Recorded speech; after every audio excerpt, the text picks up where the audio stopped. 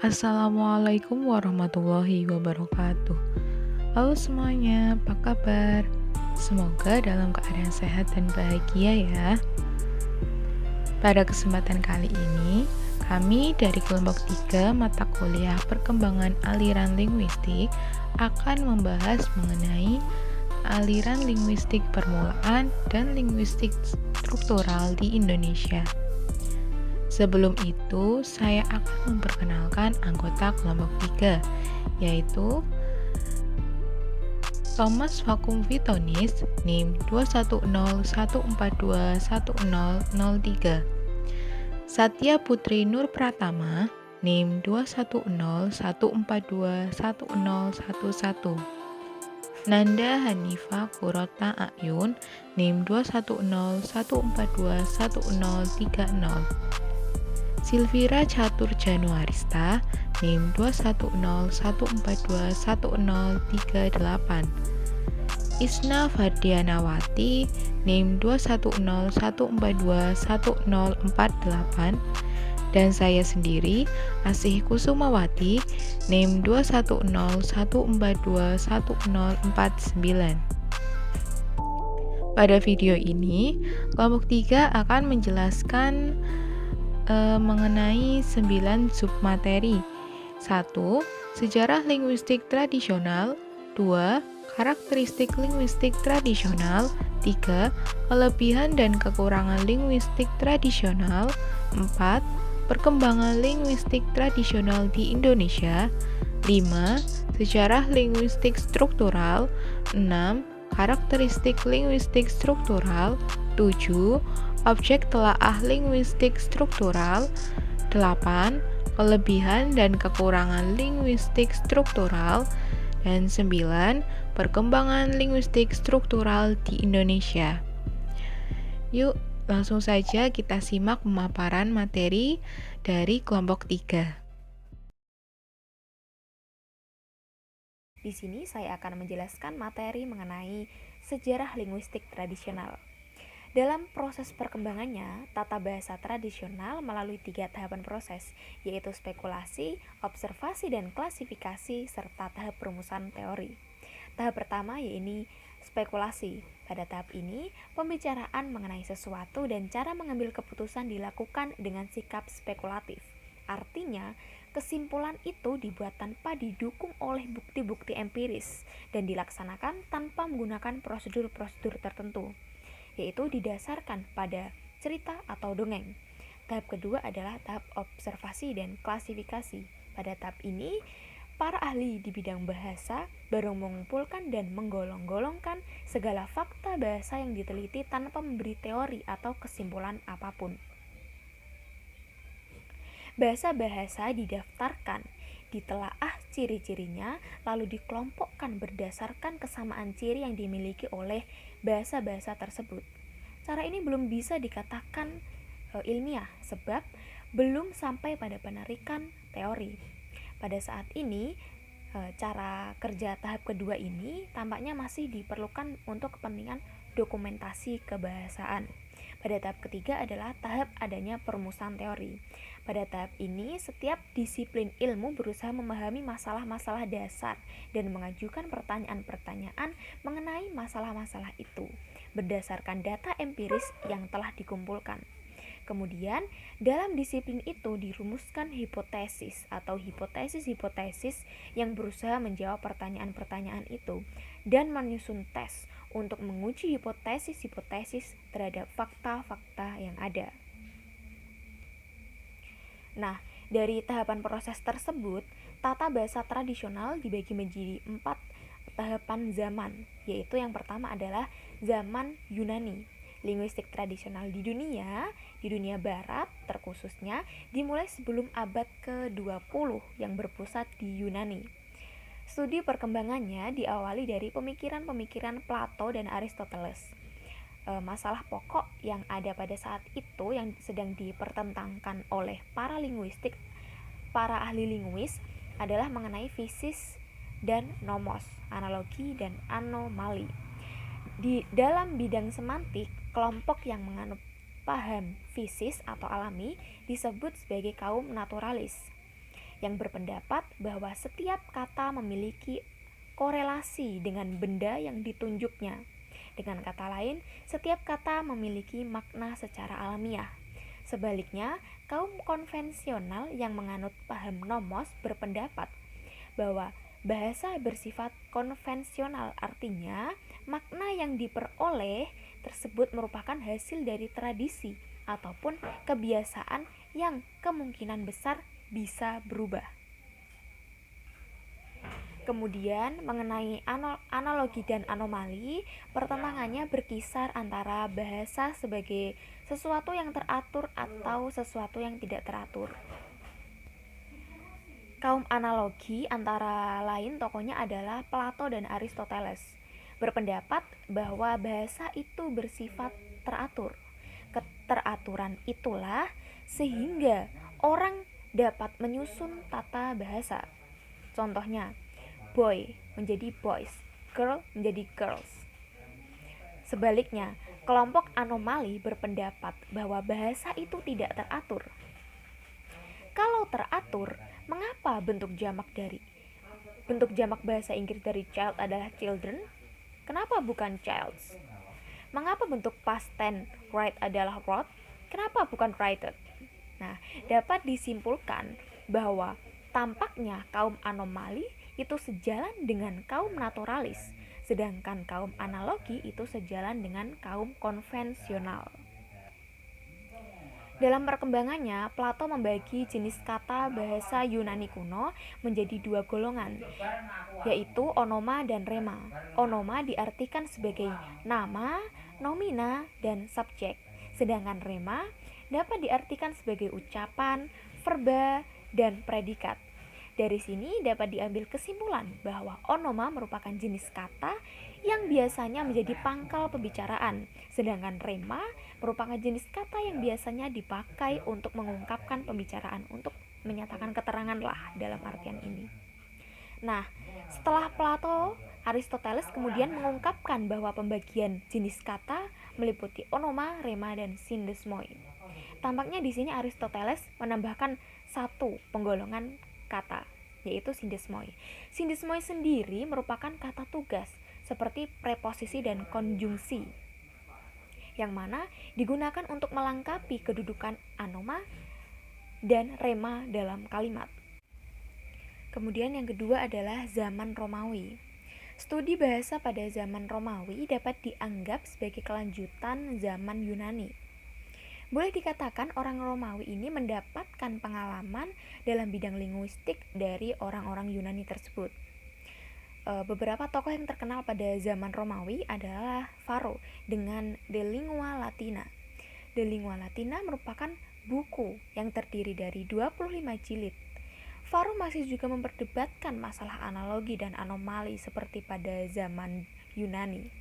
Buku ini dibagi dalam bidang-bidang etimologi, morfologi, dan sintaksis yang dibahas dengan sangat singkat. Kemudian yang kedua ada Priscia dengan bukunya yang berjudul Institutionis Grammatic.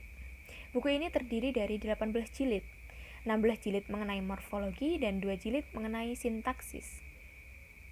Buku ini dianggap penting sebab merupakan buku tata bahasa Latin yang paling lengkap dituturkan oleh pembicara aslinya.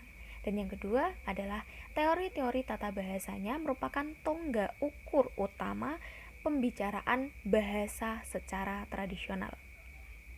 Beberapa segi yang dibicarakan dalam buku tersebut adalah mengenai fonologi, morfologi, dan juga sintaksis.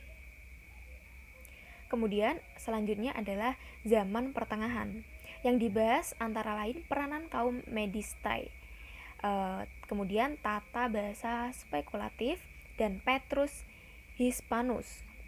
Kaum Modistai menerima analogi karena menurut mereka bahasa itu bersifat reguler dan universal. Mereka memperhatikan secara penuh akan semantik sebagai penyebutan definisi bentuk-bentuk bahasa dan mencari sumber makna. Maka dengan demikian, tata bahasa spekulatif merupakan hasil integrasi deskriptif gramatikal bahasa Latin ke perkembangan bidang etimologi. Dalam filsafat skolastik, menurut tata bahasa spekulativa, kata tidak secara langsung mewakili alam dari benda yang ditunjuk. Berbeda dengan pendapat kedua tersebut, Petrus Hispanus memasukkan psikologi dalam analisis makna bahasa, membedakan nomen atas dua macam, yaitu nomen substantivum dan nomen adjectivum, membedakan semua bentuk yang menjadi subjek atau predikat dan bentuk tutur lainnya. Dia membedakan partes oratinos atas kategorematik dan sintategorematik. Kemudian zaman terakhir adalah zaman Renaissance. Zaman Renaissance dianggap sebagai zaman pembukaan abad pemikiran modern. Dalam sejarah studi bahasa ada dua hal pada zaman Renaissance ini yang menonjol yang perlu dicatat. Yang pertama adalah sarjana-sarjana pada waktu itu menguasai 3 bahasa, Latin, Ibrani, dan juga Arab. Dan poin yang kedua adalah bahasa Eropa lainnya juga mendapatkan perhatian dalam bentuk pembahasan, penyusunan tata bahasa, dan perbandingan. Jadi pada zaman Renaissance ini sudah lebih berkembang lah, sudah banyak yang membahas, sudah banyak yang melakukan pembahasan dan perbandingan. Seperti itu. Poin selanjutnya adalah karakteristik linguistik tradisional. Ciri-ciri aliran tradisional menurut kaum Sopis, mereka dikenal dalam studi bahasa antara lain karena yang pertama, mereka melakukan kerja secara empiris. Yang kedua, mereka melakukan kerja secara pasti dengan menggunakan ukuran tertentu. Yang ketiga, mereka sangat mementingkan bidang retorika dalam studi bahasa. Yang keempat, mereka membedakan tipe kalimat berdasarkan isi dan makna. Ciri-ciri aliran tradisional menurut Plato. Plato dikenal dalam studi bahasa antara lain karena yang pertama, dia memperdebatkan analogi dan anomali dalam bukunya Dialog. Juga mengemukakan masalah bahasa ilmiah dan bahasa konvensional. Yang kedua, dia menyodorkan batasan bahasa yang bunyinya kira-kira bahasa adalah pernyataan pikiran manusia dengan perantara onomata remata. Yang ketiga, dialah orang yang pertama kali membedakan kata dan rema. Ciri-ciri aliran tradisional menurut kaum Stoik. Dalam studi bahasa, kaum Stoik terkenal karena yang pertama, mereka membedakan studi bahasa secara logika dan studi bahasa secara tata bahasa. Yang kedua, mereka menciptakan istilah-istilah khusus untuk studi bahasa.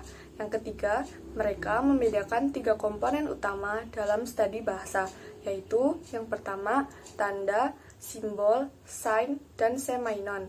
Yang kedua, makna, apa yang disebut semainonem atau lekton. Yang ketiga, hal-hal di luar bahasa, yakni benda atau situasi. Yang keempat, mereka membedakan lijain, yaitu bunyi yang merupakan bagian dari fonologi, tetapi tidak bermakna, dan properetal, yaitu ucapan bunyi yang mengandung makna. Yang kelima, mereka membagi jenis kata menjadi 4, yaitu kata benda, kata kerja, sindesmoi, dan artoron, yaitu kata-kata yang menyatakan jenis kelamin dan jumlah. Keenam, mereka membedakan adanya kata kerja komplet dan kata kerja tak komplet, serta kata kerja aktif dan pasif. Ciri-ciri aliran tradisional menurut kaum Alexandria. Kaum ini menganut paham analogi dalam studi bahasa. Oleh karena itulah dari mereka kita mewarisi sebuah buku tata bahasa yang disebut Tata Bahasa Dionysius Text. Buku ini lahir kurang lebih tahun 100 sebelum Masehi dan diterjemahkan ke dalam bahasa Latin oleh Remus Palemon pada permulaan abad pertama Masehi dalam judul buku Ars Grammatical. Buku inilah yang kemudian dijadikan model dalam penyusunan buku tata bahasa Eropa lainnya. Ciri-ciri aliran tradisional menurut kaum modiste, tata bahasa Sulcativa, dan Petrus Hispanus yang dibicarakan dalam studi bahasa pada zaman ini antara lain 1. Kaum modiste masih membicarakan pertentangan antara fisis dan nomos, analogi dan anomali. Kaum ini menerima konsep analogi karena menurut mereka bahasa itu bersifat reguler dan universal. Mereka juga memperhatikan aspek semantik sebagai dasar penyebutan definisi-definisi bentuk kata. Mereka juga mencari sumber makna. maka berkembanglah bidang etimologi pada zaman ini. Tata bahasa spekulatifal merupakan hasil integrasi deskripsi gramatikal bahasa Latin dalam filsafat skolastik. Menurut tata bahasa spekulativa, kata tidak secara langsung mewakili alam dari segala benda yang ditunjuk. Kata hanya mewakili hal adanya benda itu dalam berbagai cara, modus, substansi, aksi, dan kualitas. Yang ketiga, Petrus Hispanus. Beliau pernah menjadi paus pada tahun 1276 sampai 1277 dengan gelar Paus Jones 21. Bukunya berjudul Semulae Logistikal. Peranannya dalam bidang linguistik adalah dia telah memasukkan psikologi dalam analisis makna bahasa. Dia juga membedakan antara signifikasi utama dan konsignifikasi, yaitu pembedaan pengertian yang digandung pada bentuk akar dan pengertian yang digandung oleh imbuhan. Yang kedua, dia telah membedakan nomen atas dua macam, yaitu nomen substantivum dan adjektivum. Yang ketiga, dia juga telah membedakan partes orationes atas kategorematik dan sintagmorematik. Kategorematik adalah semua bentuk yang dapat menjadi subjek atau predikat, sedangkan sintagmorematik adalah semua bentuk tutur lainnya. Ciri-ciri aliran tradisional menurut Aristoteles. Plato dikenal dalam studi bahasa antara lain karena 1. Menurutnya ada kelas kata berupa onoma, rema, dan sindesmoi. Sindesmoi adalah kata yang lebih banyak bertugas dalam hubungan sintaksis. Jadi, sindesmoi itu sama dengan kelas preposisi dan konjungsi yang dikenal sekarang ini. Yang kedua, membedakan jenis kelamin kata atau gender menjadi 3, yaitu maskulin, feminim, dan neutrum. Yang ketiga, Aristoteles memberikan pengertian, definisi, konsep, makna selalu berdasarkan logika. Adapun ciri-ciri aliran tradisional yang dikemukakan oleh Suparno tahun 2003 halaman 36 yakni sebagai berikut. Yang pertama, bertolak dari pola berpikir secara filosofi. Yang kedua, tidak membedakan bahasa dan tulisan. Yang ketiga, senang bermain dengan definisi. Yang keempat, pemakaian bahasa berakibat pada pola atau kaidah. Yang kelima, level-level gramatikal belum rapih. Yang keenam, permasalahan tata bahasa masih banyak didominasi dari permasalahan jenis kata atau part of part. Kelebihan atau keunggulan dari linguistik tradisional. Yang pertama adalah teori tradisional lebih tahan lama karena pola pikir aliran ini bertolak belakang dari pola pikir filsafat. Kelebihan yang kedua adalah aliran ini berkiblat pada bahasa tulis baku. Maka keteraturan penggunaan bahasa bagi para penganutnya amat dibanggakan. Kelebihan yang ketiga adalah aliran tradisional mampu menghasilkan generasi yang memiliki kepandaian dalam menghafal istilah karena salah satu ciri aliran ini adalah senang bermain dengan definisi. Kelebihan yang keempat adalah aliran tradisional menjadikan pengikutnya memiliki pengetahuan tata bahasa yang cukup tinggi karena pemakaian bahasa berkiblat pada pola atau kaidah. Kelebihan yang kelima atau yang terakhir adalah aliran ini telah memberikan kontribusi besar terhadap penegakan prinsip yang benar adalah benar walaupun tidak umum dan yang salah adalah salah walaupun banyak pengikutnya. Selanjutnya adalah kekurangan atau kelemahan dari aliran linguistik tradisional. Kelemahan yang pertama adalah teori ini belum bisa membedakan antara bahasa dan tulisan, sehingga pengertian antara bahasa dan tulisan ini masih kacau di kalangan pengikut aliran linguistik tradisional. Kelemahan yang kedua adalah teori ini tidak pernah menyajikan kenyataan bahasa yang kemudian dianalisis dan disimpulkan. Yang paling utama adalah memahami istilah dengan menghafal definisi yang dirumuskan secara filosofis. Kelebihan yang ketiga adalah pemakaian bahasa berkiblat pada pola atau kaidah.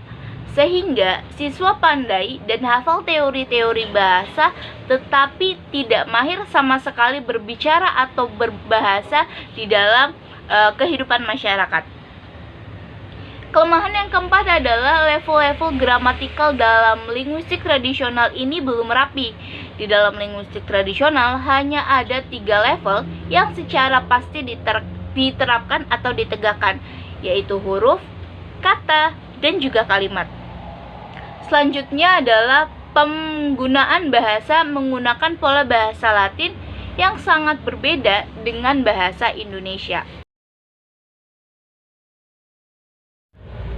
Perkembangan aliran linguistik tradisional sudah mulai dikenal pada tahun 1965, tapi sebenarnya 3 abad sebelum itu, tepatnya pada tahun 1653, Johannes Ramon telah menciptakan buku Tata Bahasa Melayu.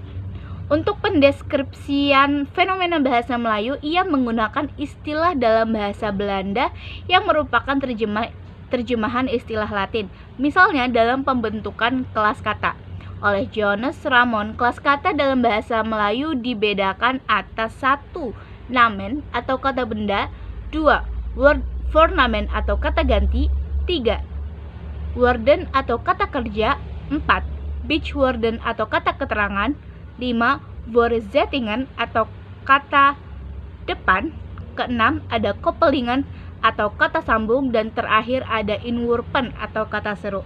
Dimuat dalam buku Krida Laksana tahun 2002 halaman 4. Pembagian kelas kata seperti itu tidak jauh berbeda dengan yang dilakukan oleh Dionysius Trax pada tahun 100 sebelum Masehi. Atas 1 onoma, 2 antonimia, 3 rema, 4 epirema, 5 proteis, 6 sindesmoi, 7 metosce atau participle, dan 8 adalah arton atau kata sandang. Semua mafhum bahwa kelas kata ala Trax merupakan pengembangan dan perluasan yang pernah dilakukan oleh Aristoteles pada tahun 300 sebelum Masehi dan dilakukan juga oleh Plato pada tahun 400 sebelum Masehi. Pola pikir Trax, Aristoteles, dan Plato itu yang menjadi landasan tata bahasa tradisional, yaitu 1. Preskriptif, 2. Nosional, 3. Translingual, dan terakhir adalah logikosentris. Preskriptif berarti tata bahasa tradisional menghakimi penggunaan bahasa atas vonis benar dan salah, atau bersifat menentukan dan mengharuskan. Para tradisionalian sering membuat aturan-aturan kebahasaan yang dapat dianalogikan sebagai resep kebahasaan. Tata bahasa tradisional cenderung mengacuh tak acuhkan bahasa lisan dan menganak emaskan bahasa tulis, itu pun bahasa yang baku, dalam penyusunan aturan-aturan kebahasaannya. Padahal bahasa tidak hanya tulis, tetapi juga lisan. Bahkan yang lisan adalah primer dan yang tulis adalah sekunder. Analisis tata bahasa tradisional mendasarkan pada kaidah bahasa lain, terutama Yunani, Romawi, dan juga Latin. Namun, ada perbedaan antara karakteristik bahasa Indonesia dengan 3 bahasa tersebut. Bahasa Yunani, Romawi, dan Latin tergolong bahasa deklinatif, yaitu perubahan katanya menunjukkan kategori, kasus, jumlah, atau sejenisnya. Menurut Krida Laksana tahun 1984 halaman 36.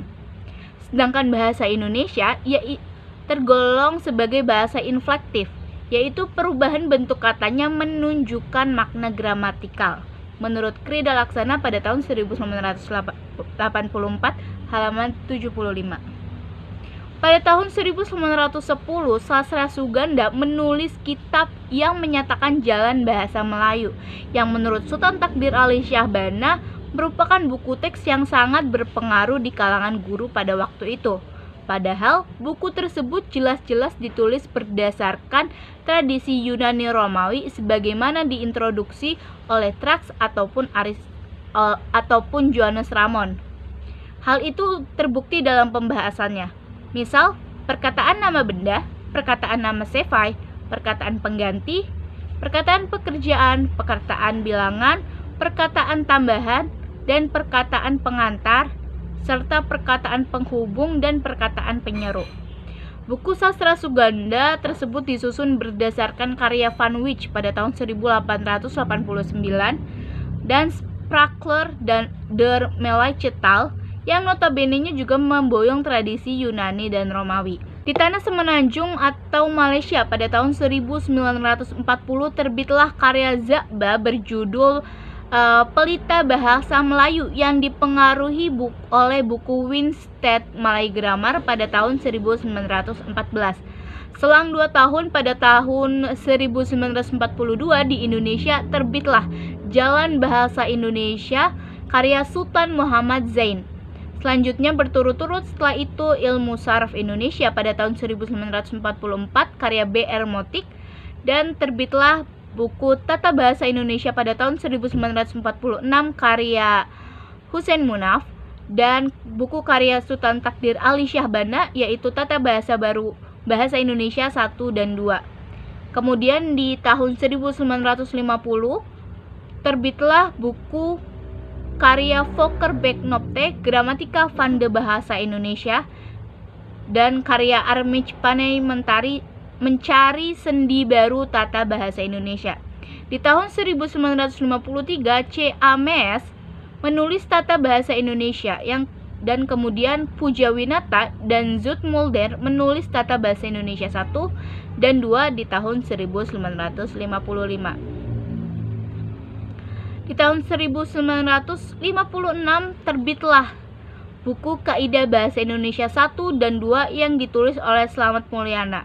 Tarjan Haji Jana menulis buku Tata Bahasa Indonesia. Batua Zainuddin menulis buku Dasar-Dasar Tata Bahasa Indonesia. Dan pada tahun 1964 Sutarna menerbitkan Sari Tata Bahasa Indonesia. Buku-buku tersebut yang saya sebutkan tadi pada masanya diajukan dalam pengkajian maupun pengajaran bahasa Indonesia. Buku-buku itu tergolong pendekatan tata bahasa tradisional. Contohnya seperti pada buku Mees yang terbit tahun 1953 yang pembahasan kopulanya adalah jadi dan menjadi pembuktian ciri translingual dengan memindahkan kaidah bahasa Eropa ke dalam bahasa Indonesia.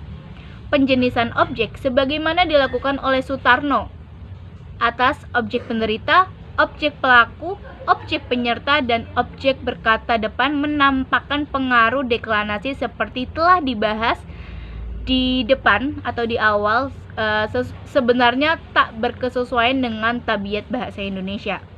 Begitupun penjelasan konsep yang terjadi pada buku-buku yang banyak didasarkan pada nosi atau makna mengindikasikan dominasi tradisional pada karya tersebut. Kalimat tunggal, yakni kalimat yang dalam hubungannya dengan yang lain dapat dianggap berdiri sendiri. Kalimat ini hanya terdiri dari satu objek dan satu predikat.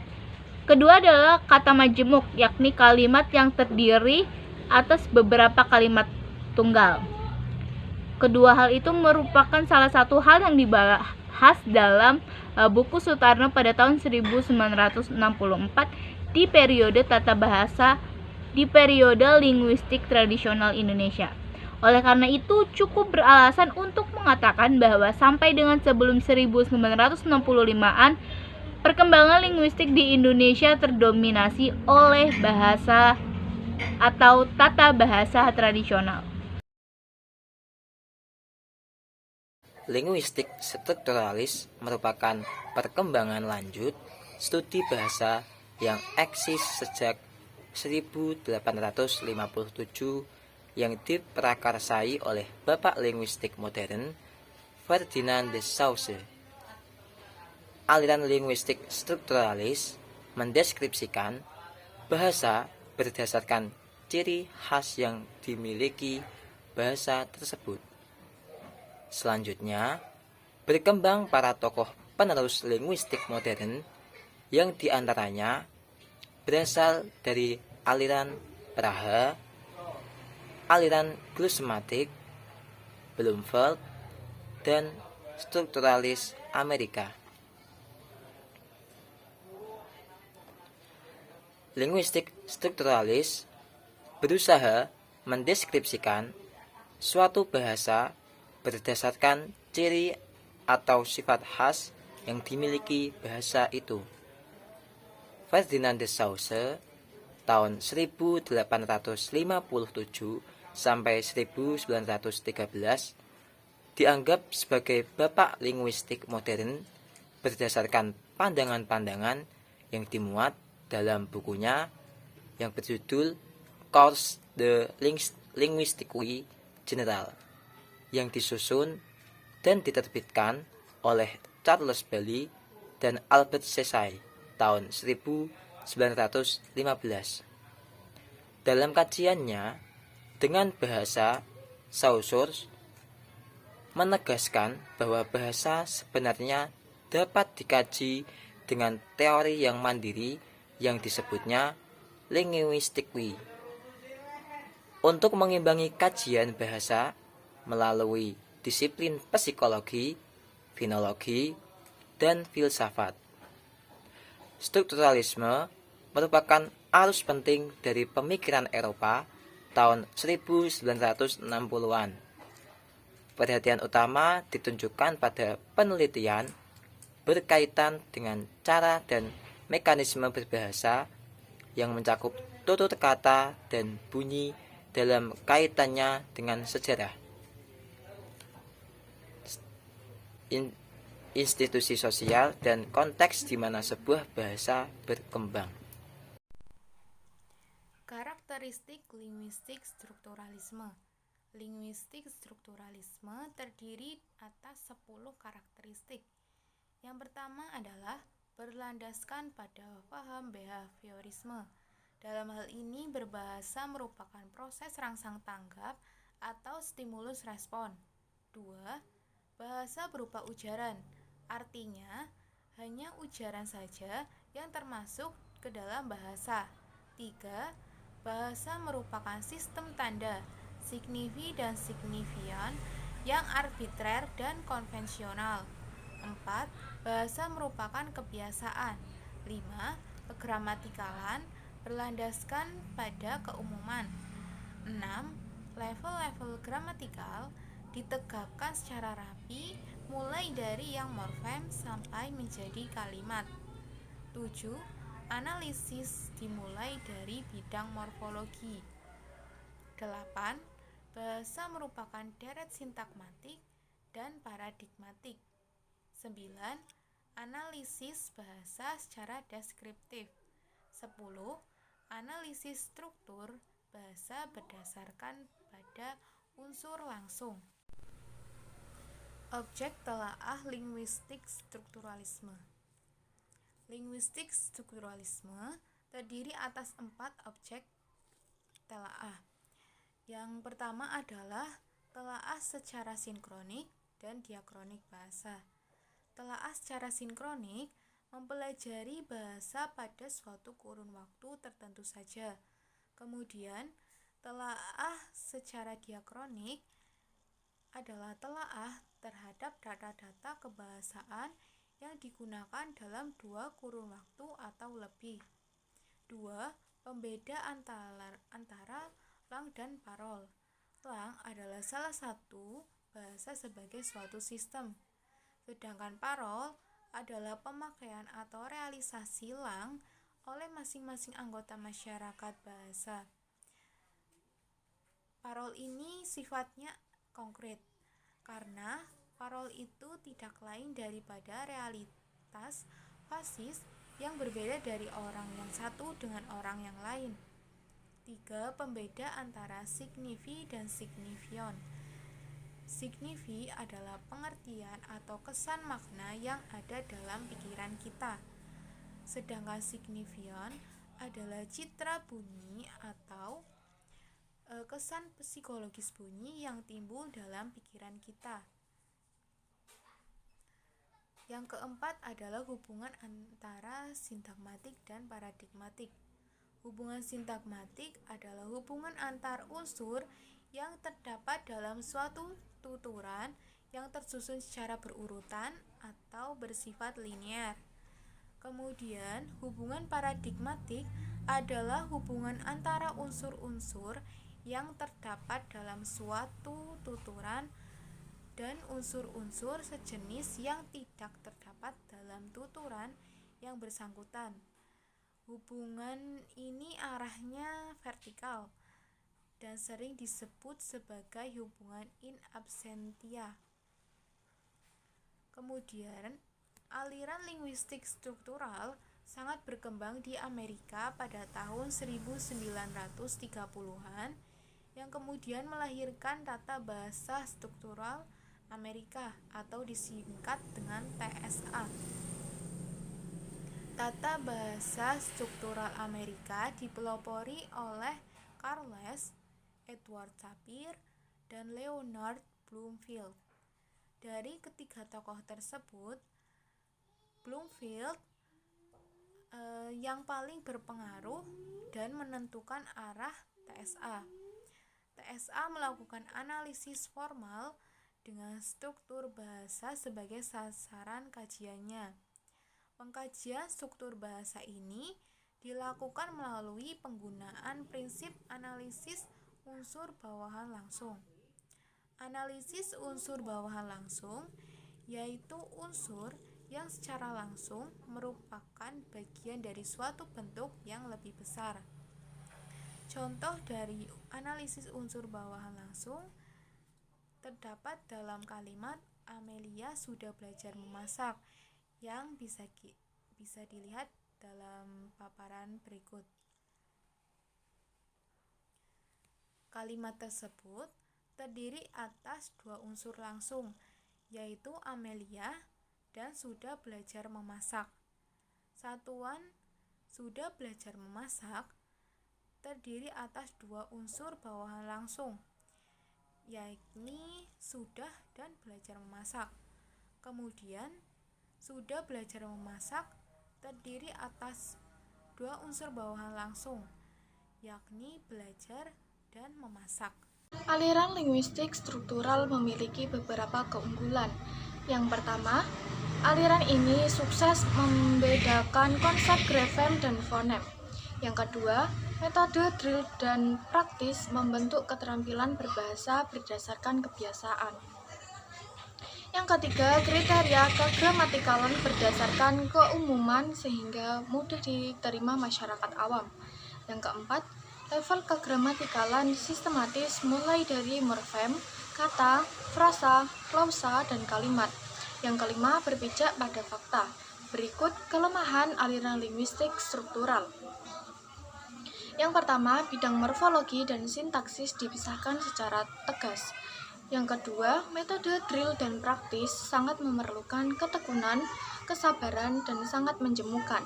Yang ketiga, proses berbahasa merupakan proses rangsang tanggap yang berlangsung secara fisik dan mekanis. Yang keempat, kegramatikalan berdasarkan kriteria keumuman sehingga kaidah yang salah pun bisa benar jika dianggap umum. Yang kelima, faktor historis sama sekali tidak diperhitungkan dalam analisis bahasa. Yang keenam, objek kajian terbatas sampai level kalimat.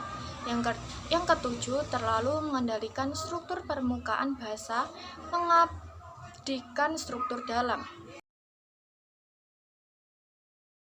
Pada tahun 1970 terbit buku Tata Bahasa Indonesia yang ditujukan untuk sekolah lanjut karya Goris Keraf. Lewat buku ini, aliran struktural mulai dikenal teristimewa dalam bidang pengajaran bahasa Indonesia. Dalam hal ini, Departemen Pendidikan dan Kebudayaan melakukan perubahan kurikulum dari Rencana Pendidikan dan Pelajaran tahun 1968 ke kurikulum 1975. Dalam kurikulum tahun 1975 itu, mata pelajaran bahasa Indonesia membagi pokok-pokok pembahasannya dalam 9 pokok pembahasan, yaitu tata bunyi, tata bentukan, tata kalimat, paragraf, gaya bahasa, kosakata, diskusi, sastra, dan menulis menurut Yohanes tahun 1988 halaman 175. Bersamaan dengan itu, pada tanggal 11 sampai 15 November tahun 1975 di Bandung diselenggarakan Lokakarya Penyusunan Tata Bahasa Indonesia yang 3 makalahnya membicarakan tata bahasa struktural. Makalah yang bermaksud penyusunan tata bahasa struktural bahasa Indonesia oleh M. Ramlan.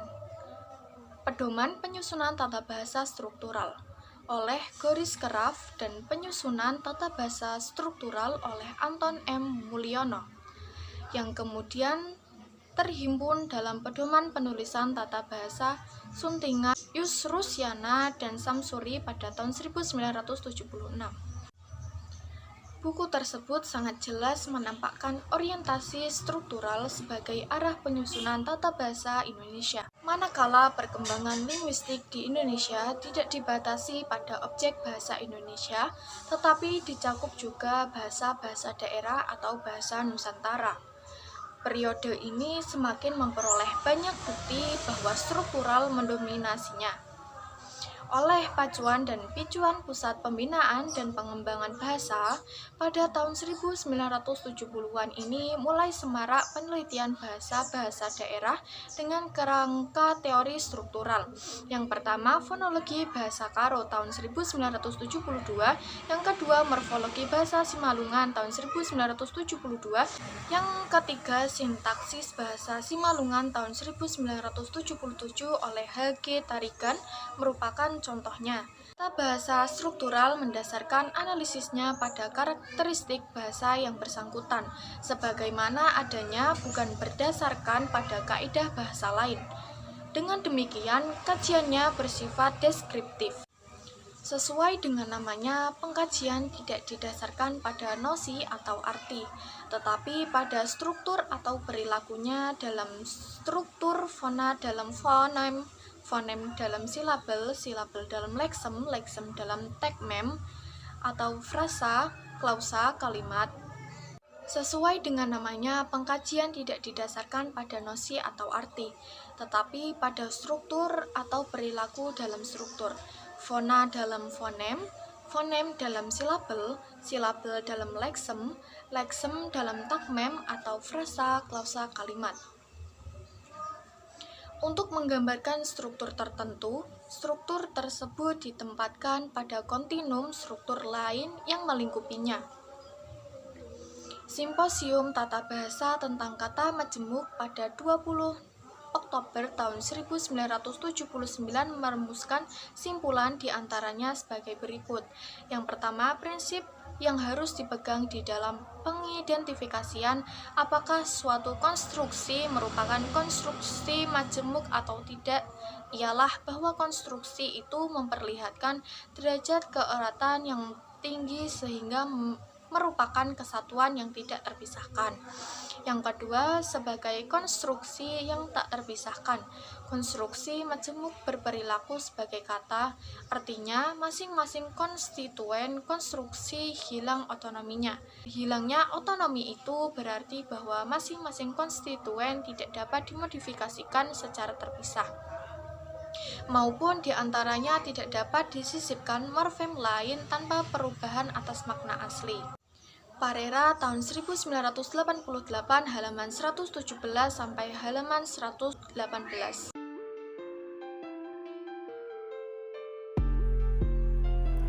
Baik, itu tadi pemaparan materi dari kelompok 3 mengenai aliran linguistik permulaan dan linguistik struktural di Indonesia.